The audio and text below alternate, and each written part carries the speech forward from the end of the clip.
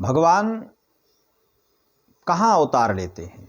भगवान जहाँ अवतार लेते हैं जहाँ पर धर्म होता है, जहाँ पर तपस्वी लोग रहते हैं।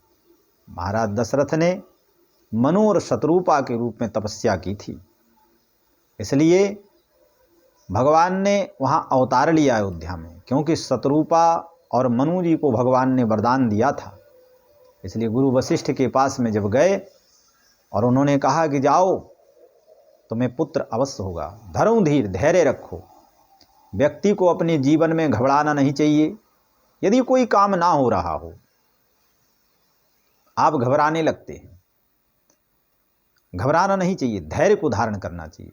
जैसे महाराज दशरथ जी ने धैर्य को धारण किया, गुरु जी के पास में गए तो बोले धैर्य को धारण करो, और कहा उन्होंने कि धरहूँ धीरे होई हई सोते चारी,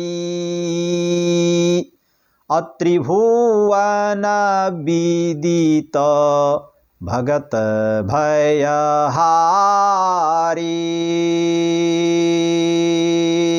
बोले धैर्य को धारण करो, एक पुत्र नहीं, आपके यहाँ चार चार पुत्र होंगे। राजन, हे राजा दशरथ, चक्रवर्ती हैं आप रोते क्यों हैं?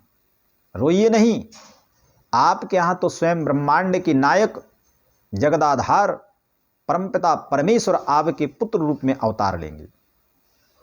गुरु जी ने समझाया महाराज दशरथ को, कहा धैर्य को धारण करो, लेकिन कहा अगर तुम्हें पुत्र प्राप्त करना है और भगवत प्राप्ति चाहते हैं तो क्या करना होगा? बोले सत्कर्म करना होगा। बोले क्या? बोले यज्ञ करो।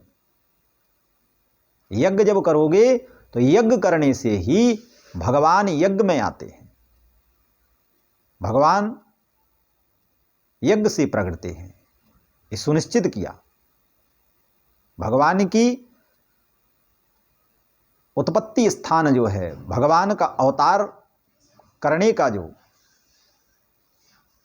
भगवान अवतरित जो होते हैं, वास्तव में वो यज्ञ से होते हैं, क्योंकि यज्ञ धर्म का मूल है। यज्ञ धर्म होता है यज्ञ से, क्योंकि यज्ञ में भगवान का पूजन होता है, यज्ञ में भगवान का यजन होता है, यज्ञ में भगवान का दर्शन होता है, यज्ञ में आहुति डालते हैं। जब यज्ञ की हम बात कर रहे हैं तो आहुतियां क्या हैं? ये जिस समय आप कहते हैं स्वाहा, स्वाहा क्या है? ये स्वाहा जो है यज्ञ की पत्नी का नाम है।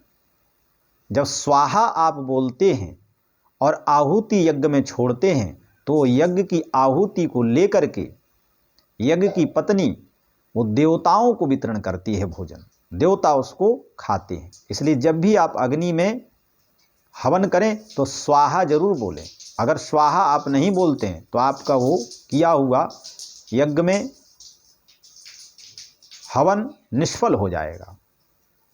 ठीक उसी प्रकार से जैसे श्राद्ध कर्म जब होता है तो उसमें जब आप श्राद्ध करते हैं, श्राद्ध में जब पिंडदान देते हैं तो उस समय कहा जाता है स्वधा।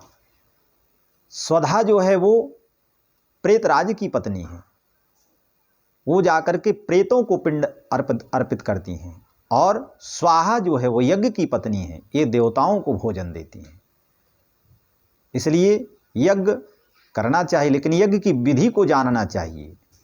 आज तो जगह जगह पर यज्ञ होते हैं, यज्ञ की परिभाषा जानते नहीं, और वो भी कहते हम भी आचार्य हैं, हम भी शास्त्री हैं, और यज्ञ कराना प्रारंभ कर दिए। और जब यज्ञ विपरीत दशा में होता है, जब कोई घटना घटती है तो लोग कहते हैं क्या कहें महाराज जी, यज्ञ तो किए लेकिन उसका फल उल्टा हो रहा है। क्यों? कि आप जो है यज्ञ में आपने सुंदर मुहूर्त नहीं देखा और यज्ञ में ध्यान नहीं दिया कि क्या ब्राह्मण लोग बोल रहे हैं। इसलिए दोषी गांव भी होता है और दोषी करने और कराने वाला होता है। इसलिए पहले यज्ञ के बारे में जानें, इसके बाद में ही यज्ञ करना प्रारंभ करें और यज्ञ कराएं।